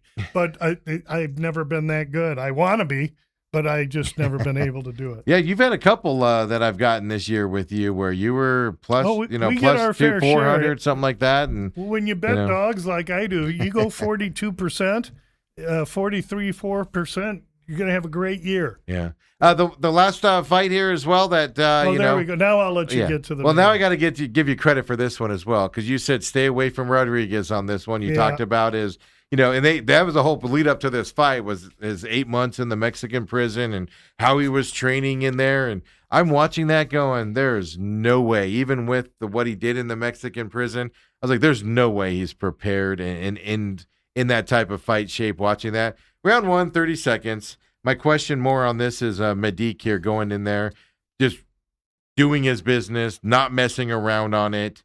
Obviously from Serbia, home country, wanted the fight there. He is a guy that is to watch in the UFC. They think highly of him. Obviously, it doesn't change anybody's opinion of him, but do you expect him to maybe get a bigger fight coming up here because of this performance, or is it he's just going to continue along the same path? No, he's barking for better fights, he won a main event, and so they're going to step him up next time. And depending on the circumstances, he's an absolute fade. Perfect. That's what I was asking about. Okay, you learned nothing from that fight, going in there and just destroying Rodriguez in that 30 seconds. Everything solved its purpose. The UFC got what it wanted, a spectacular finish in short time in Serbia where they're trying to grow. They got momentum for the younger guy against a 39-year-old guy they don't really like. And when we get to this week's main event, it's somewhat similar. A young guy against an old guy they'd love to see have to retire eventually. Okay. And so Medic goes away with all this recency. Everyone thinks he's a world beater. Let's see who they give him next, where it is, and we'll talk then. Yeah, perfect. That was answer the question. That's why I asked those hard-hitting questions there to kind of get that side. This week, we're back at the Apex in Las Vegas. 5 p.m. main card here this weekend on Saturday. You're going to start seeing these earlier start times a little bit on these Apex fights. I'm assuming it's because of college football. No, they're it's 2 p.m., right? Before it used to be 6 p.m. for the main card, and the last couple of weeks they've moved the Apex fights. Last couple of them, they moved them down to 5 p.m. I think that's just because there's been fewer prelim cards. Well, that's what I mean. Lesser the prelims fights have started at 2. I attributed that to football starting, and you want to get out of the main. You want to get out of the main prime time type fights. But you're right, lesser fights on these Apex cards when lately. they have a numbered event that's coming up, that's a numbered events will go as normal. Yeah, 3:30 is coming up as well. But this fight here in the Apex, normally, Lou, I look at an Apex card and I go, whatever. Couple fights on there that I noticed the fighters, and of course before going in and watch it, kind of how I am here on these prelim fights. There's a lot of shadowed pictures in this fight for the prelims. Tell us which prelim, meaning they're additions, new fighters, something to that effect is usually what that means. Tell us in the prelims which fights we should tune into. Yeah, because this was 9 fights up until like Friday a week ago or Saturday, and they found 2. Mm-hmm. And the 2 they found are Rosas against Johns, which will be waged at 145. Both guys 135ers, but in order to make weight and get on the card, they agreed to 145. Rosas is the younger brother of Raul Rosas, who fights already in the UFC, a popular Mexican fighter, and he's the older brother, I should say. And he's going to come in from Mexico, but he's raw.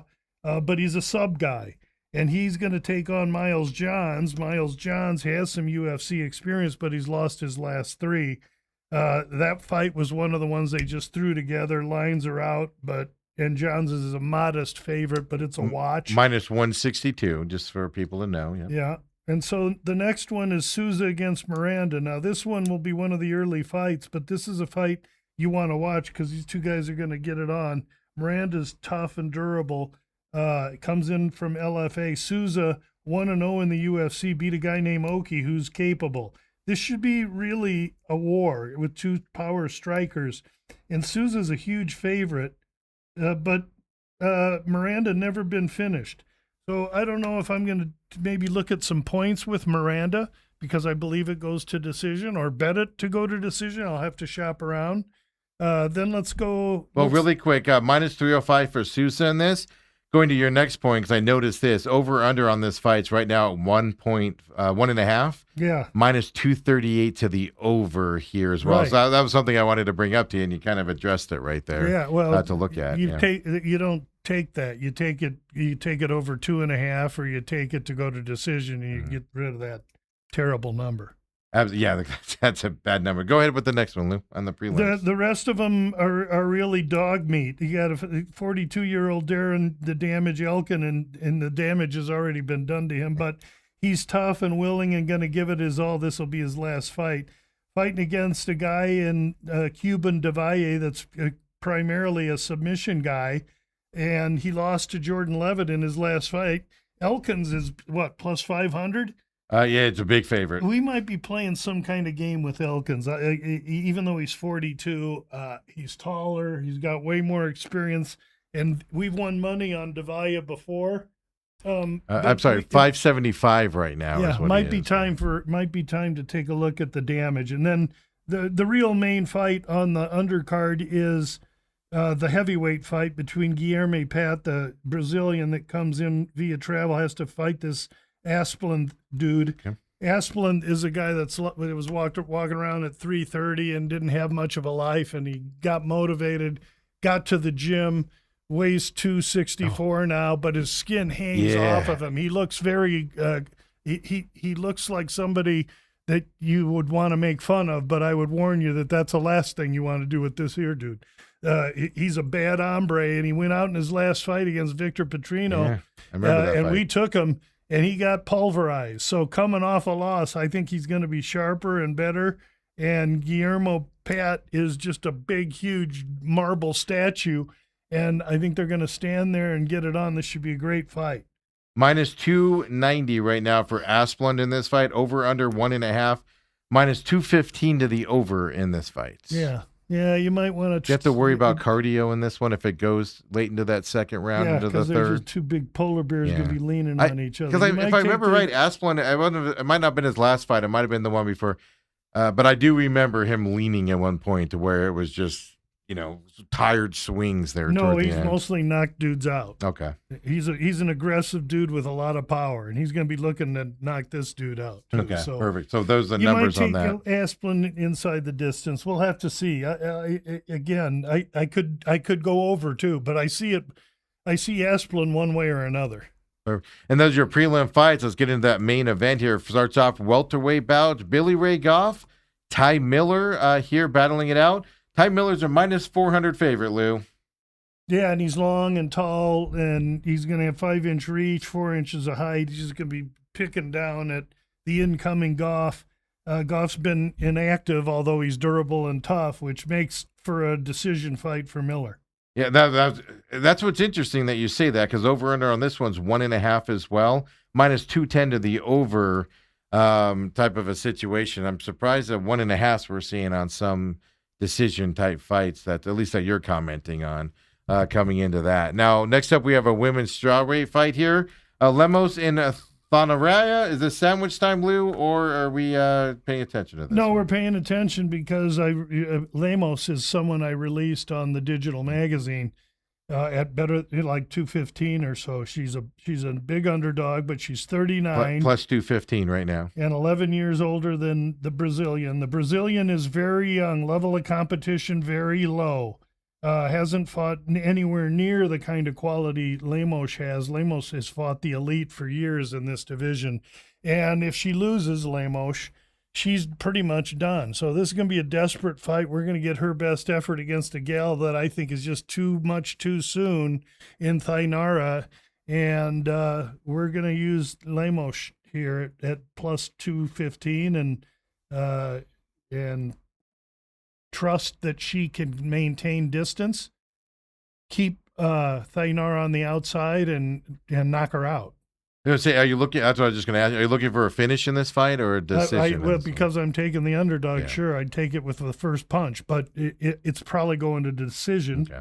And at 2.5 minus 200 to the over, I like the over.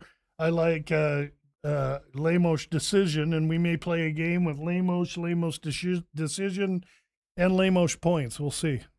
Perfect for that fight here. And my site's all messed up here. Did we already talk about the Elkins fight? Yeah. Okay, that's what I thought. I just wanted to say, you said plus 570. I'm sorry, minus 850 for Del Valley.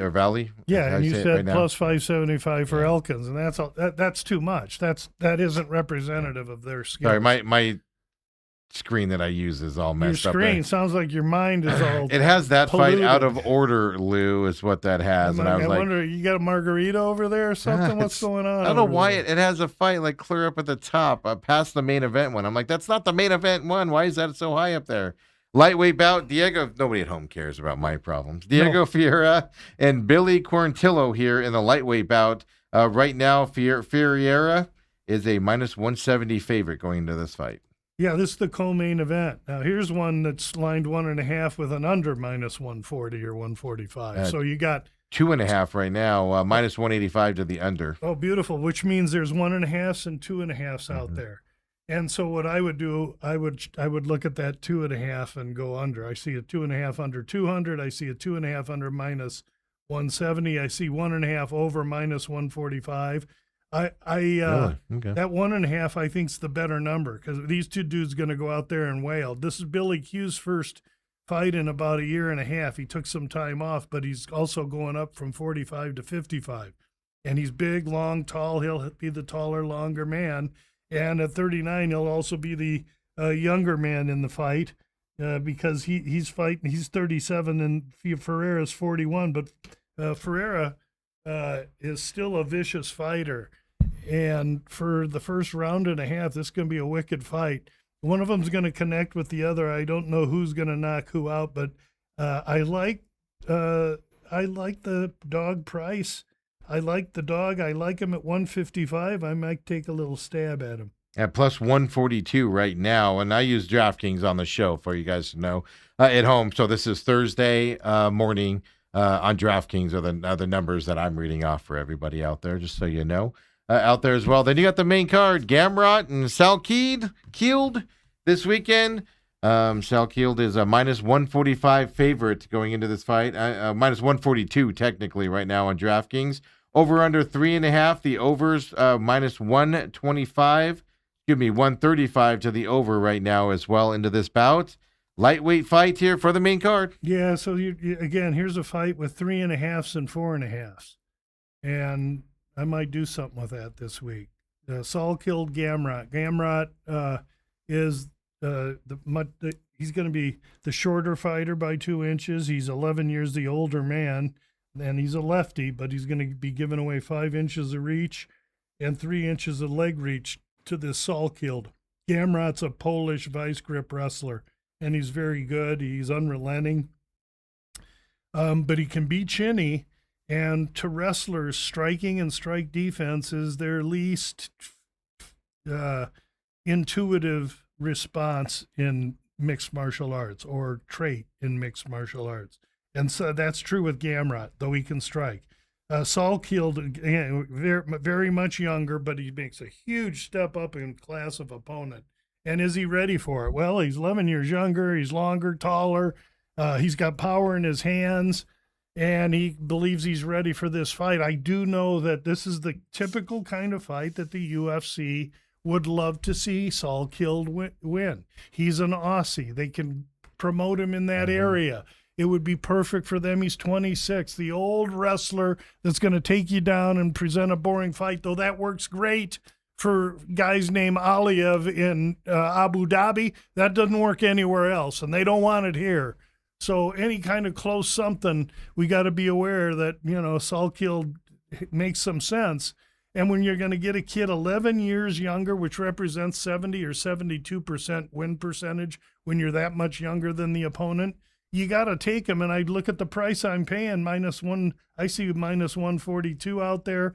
I see a minus 144 out there, 145 at Circa. I think you got to take a look at Salkeeld here. I don't know that I'll take him in that minus capability. Do I parlay him? Do I look at points? I don't know what, or method of victory. I don't know yet, but I'll know Friday on the Bout Business podcast. Absolutely. That's why you tune in. That comes out after the weigh-ins, 11 o'clock-ish. Yes, and so that's, the weigh-ins will be 9 to 11 PST. Yeah. So by noon Pacific, the podcast. So check that. I always try to retweet it out on the main event page. So if you're following us there as well, when I do see it from that side as well. So big fight on the Apex here this weekend. I just wanted to update everybody here really quick and everything. Because, we have a few fights coming up, right? They go to Philadelphia after that, Sacramento. But here in the Phoenix area where we record this show at here and everything, we do have a fight coming here to Desert Diamond Arena. They've released a few more fights for this. September 12th. Ethan's question is that a fight you're interested in going to at all, or would you rather watch it at home because it is local? Yeah, I have been to numerous UFC events as a spectator. I've been to numerous UFC events as a press-credentialed press member. And honestly, I don't want the heat, the parking, the crowds, and the brain damage. Plus, I'm on a computer and often betting live or in between rounds during these fights, especially during football season. It's more prudent for me to be in my office than go to the fights. However, if anyone ever decides to go to the fights, it's critical that you know where to sit. That sounds funny, but if you get behind a stanchion, you're done. Yeah. And if you get ground level, you're paying too much for no perspective. You end up watching the TV. So if you ever go, you send me an email and I'll tell you where to sit. Yeah, it's coming up. Desert Diamond. Last week, I told you, they just had the card at that time. Is that Oliveira and Sarukian? It's Rodriguez and Silva. is who they added onto that fight. Oh, that's but it's got a Costa and Blades. That's what I told everybody last week. They only had a couple fights in that. It has who it's Cortez Acosta fights here. And then Blades as well in this fight. That's a good fight. That was last week, but they added Rodriguez and Silva this week as on top event. of it. And Silva's that Brazilian Barker, and Rodriguez, yeah. long, tall Mexican that's going to be well represented here. That's going to be a great fight. Yeah, Dan Ige is in this fight. Ige against David Martinez. I'm always going to screw that name up. And Martinez, a Mexican fighter. He'll have the crowd. Tim Elliott, he's a local fighter? No, he fights out of Kansas City. Okay. He's a little bit of a coal miner, For some reason I thought, but he's got Edgar Chairez in this fight. And again, another Mexican against somebody shipping in. That's going to be a great fight. So they're giving us more and more names onto this fight and everything. So, when I saw Rodriguez Silva, I was like, wait, what? That might be something I might need to go attend Elliot to. Chairez. That's going to be a great clash. Elliot's going to want to clasp him and roll him on the ground, and Chairez going to want to – he's a Mexican fighter, long, lanky, and he's got some power in his hands. That'll be a great fight. Yeah, so we're a month away or so on that, but that is actually a good question. Is that trying to go to that? But they're adding people to that. We'll keep you tuned on that. And also Saturday, September 12th, 2 p.m. our time here as well. So for the main card to start here as well out there in Glendale at Desert Diamond Arena. For so the not main a late card the main card starts at 2 p.m. So the Noche prelims are UFC. like 11? I'll get you that time here. Oh, they don't even have it listed yet. That's how they're literally just throwing bouts out there. That means they're avoiding Penn football. State and Ohio State at 6 o'clock or something the football like that. there. And I wonder also with the the Noche, so Mexican time frames, if there weren't thinking about that kind of also. But that's even earlier than us because Mexico's. Oh, you know what? Well. No, you know what? Geography, sometimes they're in the central time zone, so that may work. Yeah, so that's coming up. I wanted to update everybody on that because when I saw that card go in there, or that fight go in there, I was like, ooh. That's going to be a whale of a fight card. So, I don't look that far ahead because I know you I'm don't. just trying to. What for you? It's just more of they're adding those fights and it's a local. I don't even know where they are next week. Next week, I think, is 3:30 in L.A., I think. No, it's isn't that the Pennsylvania one here? I'll tell you right here. Philadelphia, 6 p.m. in Philadelphia next Saturday. 6 p.m. is the main card. What's the event called? I'm sorry. That is UFC 3:30. Yeah, next week. And it's from Philly. Philly, yeah. And what's the main event? That's Makachev and Gary. Gary, yeah, Gary. For that one as well. Then we get your boy, the RoboCop, the fight after that in Sacramento. Rodriguez there. Against Hernandez. That's a fascinating, a big, huge, strong, physical power striker grappler against a nimble, thin, coming off a loss, dangerous grappler striker himself. RoboCop will have the power advantage, and Hernandez will have the cardio and quickness advantage. Should be an unbelievable fight. Folks, he just named that 2 fights away from now. He named the 2 fighters and gave you the description of them off the top of his head. And that's why we call him Uncle Lou, folks, as well. Lou, appreciate you joining us here today, as always. Next Thursday, thanks for having me. More NFL talk, of course, UFC as well. So come and join us live on YouTube, TME Media AZ. And, of course, catch us on demand or on your podcast stations as well, folks. We'll see you tomorrow. 8 a.m. is where you find us here at the main event. Let's have some fun here on a Thursday night Hall of Fame game. Enjoy preseason football as much as you can, folks. See you later.